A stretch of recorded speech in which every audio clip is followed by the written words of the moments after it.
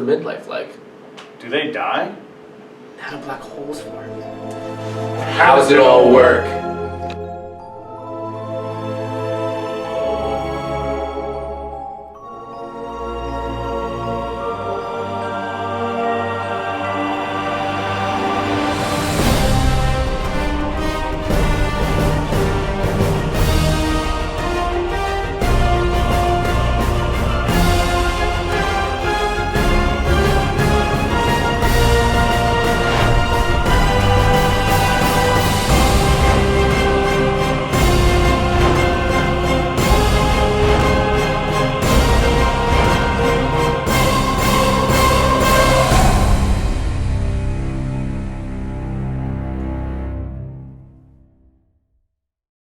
The beginning stages of star formation all take place within interstellar clouds of like gas and dust and just different elements just floating around in space. And it's not going to be like calm within those clouds. There's going to be a lot of turbulence, and the turbulence is going to combine certain molecules together, causing certain patches of mass. And these mass are going to have gravity that attract other molecules. So this little ball of just gas and dust is slowly going to collect more and more molecules until it compacts and gets hot enough to form a protostar. Protostar is the beginning of a star's life. It's hot, and it's not going to collect all the stuff within the cloud. It's just going to collect most of it. Some of the other stuff might become planets or asteroids, but whatever it collects, that's going to determine how big it gets. So a high mass star is going to collect a lot of stuff. It's going to keep taking it in until it gets super heavy, because if it doesn't have enough mass, it won't be able to form that black hole at the end. But after the star officially forms and starts creating nuclear fusion, it can have planets around it. It doesn't always do, but after it does that, it moves on to its midlife, which Henry will explain. So essentially, with the star's midlife, not too much is really going on. The stars are out in space; they're just kind of hanging around. Some of them fluctuate, some of them pulse. Some of them are giant, some of them are small, some of them are new, some of them are old. But essentially, the star's midlife, not too much is going on. A lot of the stars, though, in the galaxy can support lots of different things, like Earth is a perfect example of that, where they have solar systems with rocks floating around them. And it's actually interesting on their role on how they can support life, how they can do so much for the gravitational pull and how everything is affected in the galaxy. But other than that, the star in it of itself isn't really doing that too much. So that's all there's to it. Okay, after the sun has lived its full life, eventually all the hydrogen within its core is going to get burned up, and it's going to go through nuclear fusion. It's all going to become helium. So the star is going to start to collapse on itself because there's no thermal pressure pushing it outwards.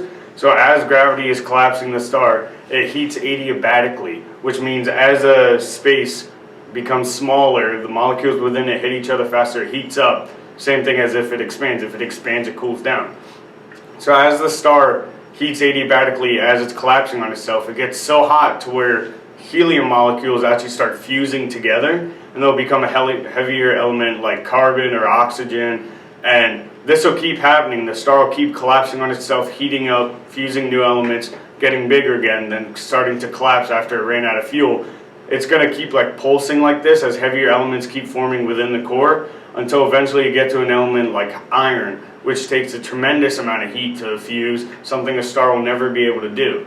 So the star's gravity takes over, the thermal pressure is out the window, and it just slowly starts collapsing. All the layers of the star of each element just keeps collapsing within itself until it hits the first barrier. This is electron degeneracy pressure. Stars with a lower mass will stop here. It's where the electrons keep getting pushed too close to where they start repelling because they don't want to get closer.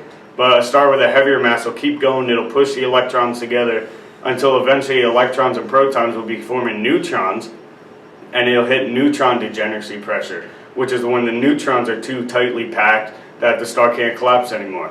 This would form a neutron star, and this is the wall the star hits that creates a supernova, where it expels all those outer layers of helium, carbon, everything. It explodes in the biggest explosion we've ever seen.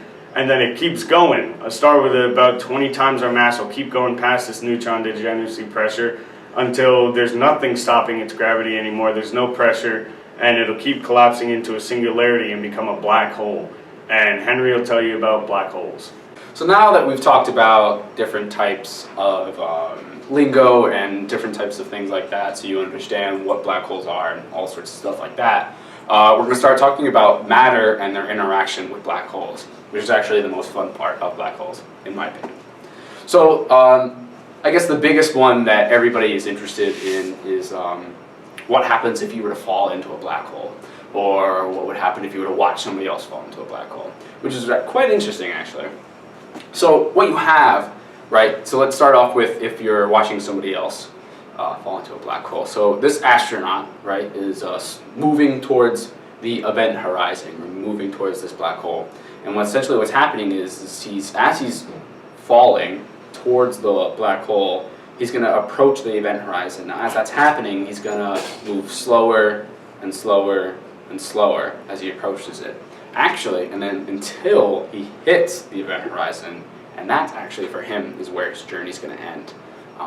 He will never go farther than that point, because if you think about it, if he tries to go past that point, or our visual aspect of him going past that point, there's no light that's going to be able to bounce off of him to reach our eyes, so therefore we can perceive him past that point. So therefore, for us, our vision of him will stop at the event horizon.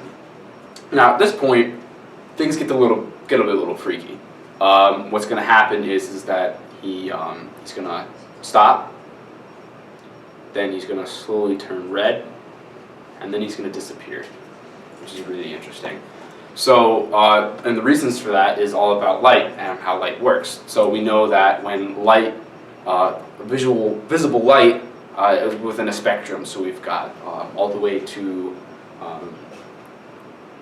the red side of the spectrum, and we've got the blue side of the spectrum. So the red side of the spectrum is when these light waves are being stretched out, right? And blue side is when we've got the light waves being condensed, and they're very fast, and they're making very short patterns.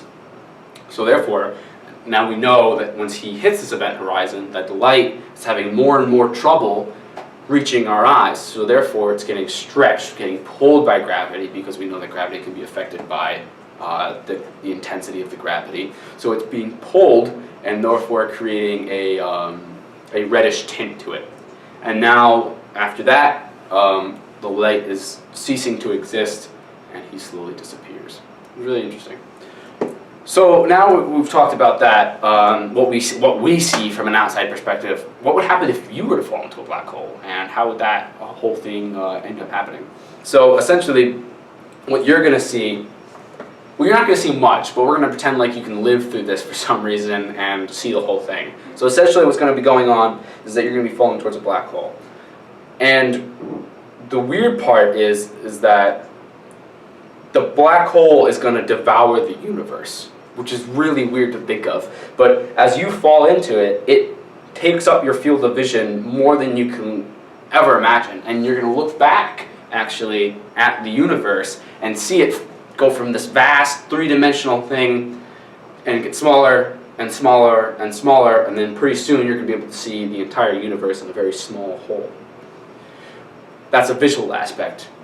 Physically, what's going to be happening is I want you to take this into mind. Remember, gravity is based off two things: mass and distance. So, therefore, we can assume that the distance between a certain amount of space obviously has a different potential gravity. So if I'm 20 meters from Earth, right, it's going to have a different effect than if I'm 2,000 meters away from Earth, right? So we're going to have to take that same aspect. But because the mass is so great, we have to take that into account, and it's a totally different scale. So the difference between your foot and your shin, or your foot and your knee, is such a large distance in comparison to the gravitational scale, that the difference in gravity pull on those two things is going to stretch. Actually, the really fun word for this is called spaghettification. What happens is your body is going to be pulled and stretched and violently ripped apart until you're almost as thin as an atom as you rapidly approach the singularity, or the center of the black hole. Now, by this time, you're obviously dead, and you've been dead for quite some time, and you're not really able to observe anything. But there's also a weird aspect of time in this. So while all physics shows that that's what would happen, you'd see the galaxy and the universe all come down to a small hole, you'd be violently ripped apart, and so on and so forth. It's kind of an interesting thing with time, because time is a concept that we've constructed for ourselves, and we're not really sure how it'd be affected. And some people believe that if you were to go into a black hole, that time would stop. You'd be sitting there, you wouldn't be able to move, you wouldn't be able to do anything, but you'd be able to watch as the entire universe goes by and does its own thing. Stars appear, stars disappear, things explode, new things are born, and you really wouldn't be able to do anything. You have to sit and watch. So it's kind of a complicated theory, and it's hard to think of time as a non-linear thing, or being able to step out of it and watch it from a third perspective. But that is a very common belief. Join astronomy. It's intellectually challenging, and also is the basis for all other sciences. Plus stuff dies and stuff blows up. So, join astronomy.